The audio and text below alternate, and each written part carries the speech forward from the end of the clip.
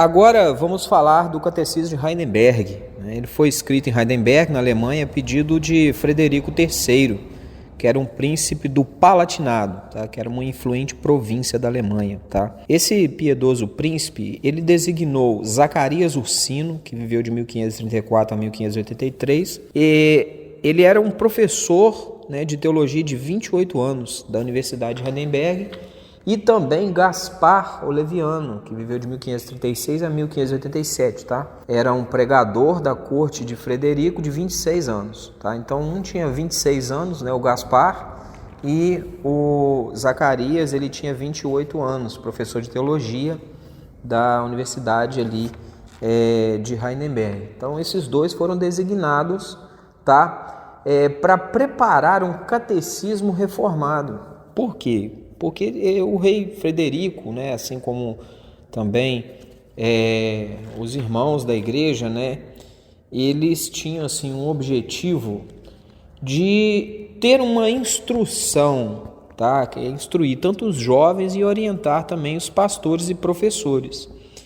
E esse catecismo ele é dotado de perguntas, respostas, conteúdo bíblico. Tinha mais conteúdo bíblico do que propriamente textos explicando, para falar a verdade. Então ele tem uma carga bíblica muito forte, muito pesada em termos de conteúdo.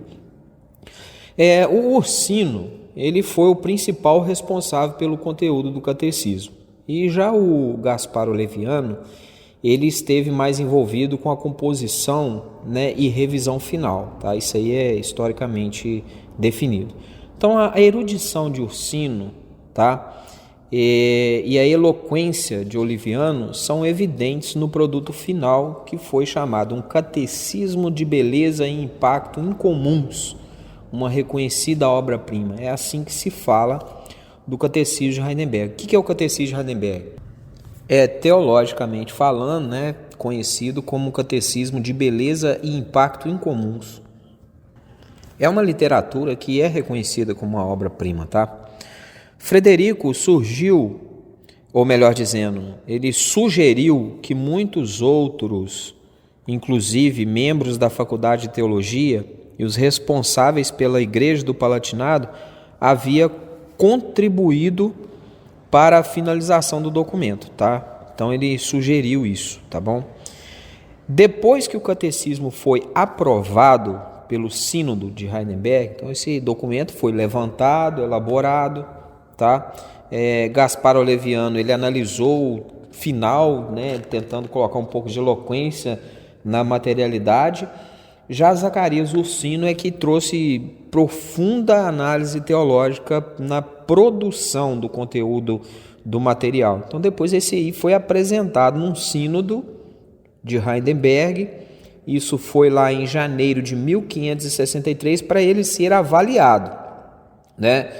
E ali então mais 3 edições alemãs, cada uma delas com pequenos acréscimos, assim como uma tradução para o latim, foram publicadas no mesmo ano em Heidelberg, tá? Então uma 4ª edição desse catecismo foi considerada como o texto oficial do catecismo durante muito tempo, tá bom? Então a tradução holandesa, que foi sancionada pelo Sínodo de Dort, com base na qual o texto em inglês foi elaborado, foi produzido a partir dessa edição, tá bom, irmãos? Então tem que analisar essa questão. O catecismo de Heidelberg, ele foi aprovado no Sínodo de Heidelberg em 1563. Só que juntamente ali foi apresentado 3 edições alemãs, né? Teve uma tradução para o latim.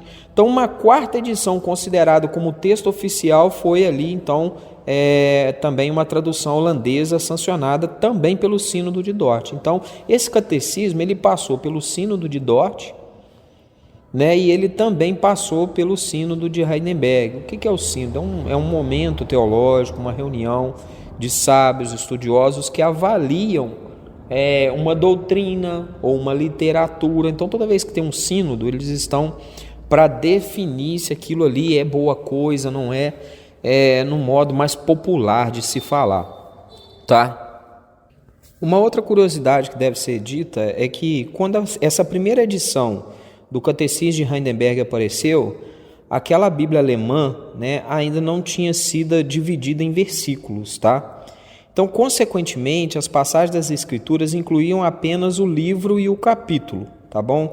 Essa parte aí é que deve ser observado o Catecismo de Heidelberg. Então, ele não vai falar muito de versículo, vai falar... É lógico que as novas literaturas vai versicular, vai colocar a parte onde que está referente direitinho, mas o Catecismo de Heidelberg ele foi às Escrituras e ali você tinha passagens que incluíam apenas o nome do livro e os capítulos, tá? Então tinha que ler todo o conteúdo daquele capítulo ali para chegar nas partes definidas ali, tá? Além disso, né, outro detalhe, curiosidade, é que as perguntas do catecismo elas não eram numeradas, tá? Isso igual a gente viu na citação de outros catecismos aqui, né? E até mesmo sobre artigos das confissões de fé são numerados.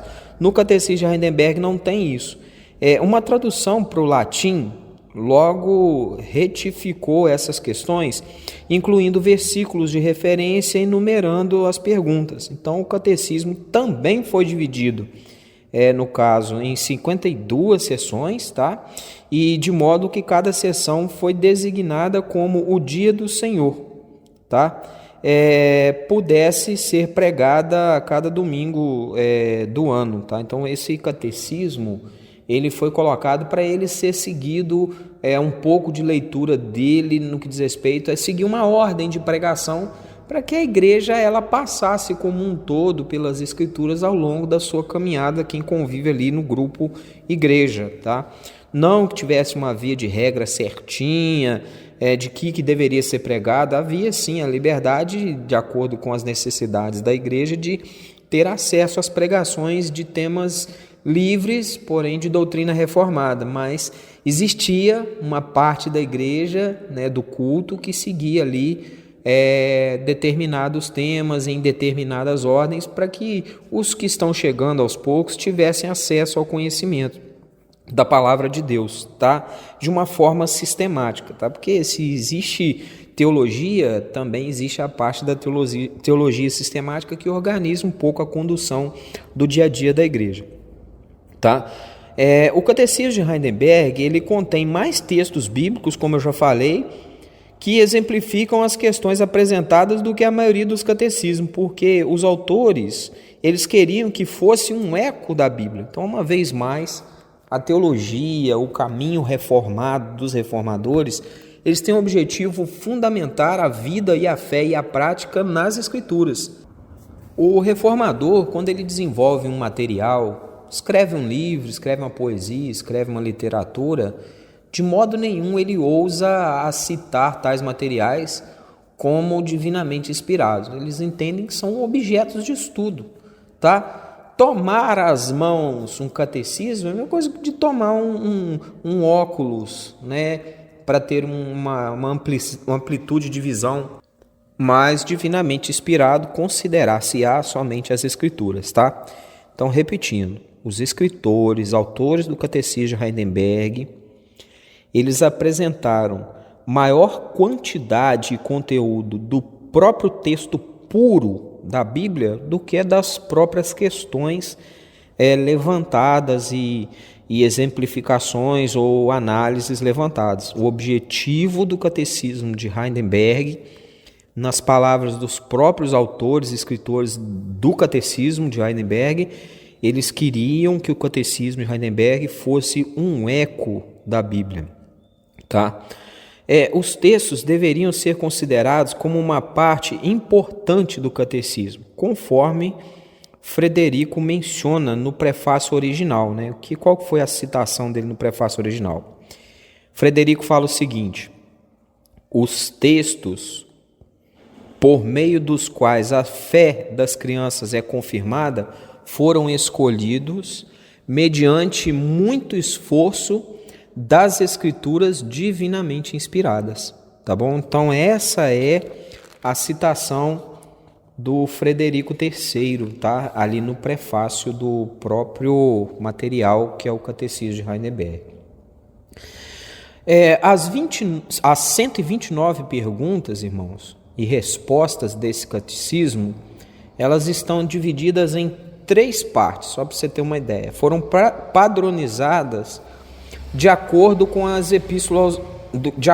Epístola aos Romanos. Depois de uma tocante introdução sobre a fonte de conforto do verdadeiro crente, né? As perguntas 3 até a 11 se referem à experiência do pecado e à miséria, conforme a gente vê lá em Romanos, né? 1 a 3, capítulo 1, né? Até o capítulo 3, 20, tá? Versículo 20. As perguntas do Catecismo de Heidelberg, de número 12 até a 85, elas se referem à redenção de Cristo e à fé. Mesmo jeito que a gente vê que acontece em Romanos, capítulo 3, versículo 21, até Romanos, capítulo 11, versículo 36. Tá? Ou seja, vez mais se diz que o Catecismo de Heidelberg ele é como um espelho da carta aos Romanos. Tá? Juntamente com uma longa exposição do credo dos apóstolos e dos sacramentos, né? As perguntas de 86 a 129, elas abordam a verdadeira gratidão do cristão pelo livramento dado por Deus, assim como nós vemos o conteúdo de Romanos, capítulo 12 até o 16, tá bom? Então, basicamente, por meio do estudo dos 10 mandamentos e da oração dominical, tá bom? Então, o Catecismo de Heidelberg, ele apresenta as doutrinas com clareza, mas, como disse o Gaspar Oliviano, ele traz ali um ardor, né? Uma coisa que embeleza o Catecismo de Heidelberg é a sua atitude fervorosa, tá? Uma espiritualidade forte. Quando você vai lendo o livro, é empolgante a leitura. Então, o conteúdo é mais subjetivo do que objetivo, tá? Ele é mais espiritual do que dogmático em si. É um livro, é uma literatura inspiradora, né? Que inspira as pessoas a se dedicarem, a observarem, como eu já disse acima ali, das suas partes. Então, não é de se surpreender que esse catecismo pessoal e devocional, conforme exemplificado, né, pelo uso de pronomes no singular, tenha sido considerado livro de conforto para os cristãos naquela época ali dos 1563 depois de Cristo a seguir, tá? Então o catecismo ele foi traduzido para o holandês por Petrus Dathenos, né? É o nome dele, o tradutor, e publicado no seu Saltério Rítmico em 1566. O conteúdo, né, é um conteúdo prático de experiência pessoal, ganhou a afeição do povo de Deus na Holanda, tá? Então o Catecismo de Heidelberg, embora ele tenha ali as suas origens, né, na Alemanha, né, em Heidelberg ele também conquistou, tá bom, a afeição do povo na Holanda. Alguns meses, né, depois que o catecismo foi publicado em holandês, Peter Gabriel abriu um precedente para os ministros holandeses ao pregar todos os domingos à noite com base nesse catecismo. Então ele fez ali como se estivesse fazendo uma teologia sistemática baseada nesse catecismo. Então, só para poder referir, só para você ver a importância desse catecismo e as peneiras pela qual ele foi garimpado e passou por todas elas como considerado bom conteúdo. Ele foi aprovado pelos sínodos de Wesel, 1568, em Emden, de 1571, já te citamos, o sínodo de Dort, de 1578, o de Haia, em 1586, e, para finalizar, também foi aprovado pelo sínodo de Dort, em 1618 e 1619, quando vem a ser considerado o que vai fazer parte das 3 formas de unidade, né? Foi oficialmente adotado como segunda das 3 formas de unidade no sínodo de Dort. Então o sínodo de Dort também determinou que as pregações semanais a partir do catecismo fossem obrigatórias. Então acabou se tornando um material de leitura obrigatória para a igreja. Lógico, não obrigatório no sentido imperativo, né? No sentido de observá-lo como de qualidade, né? mais terna indicação. O Catecismo de Heidelberg, desde então, tem sido traduzido, né, por toda a Europa, também para dezenas de línguas da Ásia, da África, enfim, circula mais amplamente do que qualquer outro livro, exceto a Bíblia, logicamente, né? Então, aí na galeria dos principais livros lidos, né, que é a Bíblia, a Imitação de Cristo, de Tomás de Aquino, né, Pilgrim Progress, de John Bunyan, né, profundamente calvinista, no entanto, moderado com relação ao tom e pacífico quanto ao espírito, ele é considerado como um livro de conforto, tá? Então, ele permanece amplamente usado e elogiado, Catecismo da Reforma, tá? Então, para resumir, o Catecismo de Heidelberg foi feito a pedido de Frederico III, foi escrito por Zacarias Ursino como principal orientador da doutrina dentro dele, né? Gaspar Oleviano fez uma revisão, analisando, dando a ele um calor mais eloquente, para transformá-lo num livro de conforto, né? Ele foi passado por vários catecismos, né? Reconhecido como de beleza e impacto incomum, tá? É uma obra-prima. Não somente esses dois escritores e autores foram desenvolver isso, mas também outros da Universidade de Heidelberg ajudaram na formulação do material. Ele foi dividido em 52 sessões, né, para poder ser lido todos os domingos do ano. Essas sessões eram chamadas de o Dia do Senhor, então ele era perguntas e respostas, lembrando a maior parte dessa literatura, o conteúdo do texto puro bíblico, né? E enfim, Frederico chegou a falar que no seu prefácio que os textos por meio do qual a fé das crianças é confirmada foram escolhidos mediante muito esforço e das escrituras divinamente inspiradas. Então o Catecismo de Heidelberg, ele é um espelho da Carta aos Romanos. Então, do mesmo jeito que a Carta aos Romanos foi dividida em temas, né, falando sobre o conforto do crente, sobre a experiência com relação ao pecado e a miséria do homem, tá? Então esse catecismo, ele mostra que o homem ele é carente de Deus mesmo, por ser pecador, por ser miserável. Ele é bem na cor, na nuance da Carta aos Romanos. Então ele tem lá, né, 129 perguntas. E, enfim, foi traduzido, passou pelos principais sínodos e ele seria ali, né, o Catecismo de Heidelberg nessa época aqui, praticamente o quarto livro mais lido da comunidade da Irmandade Cristã da época, tá bom?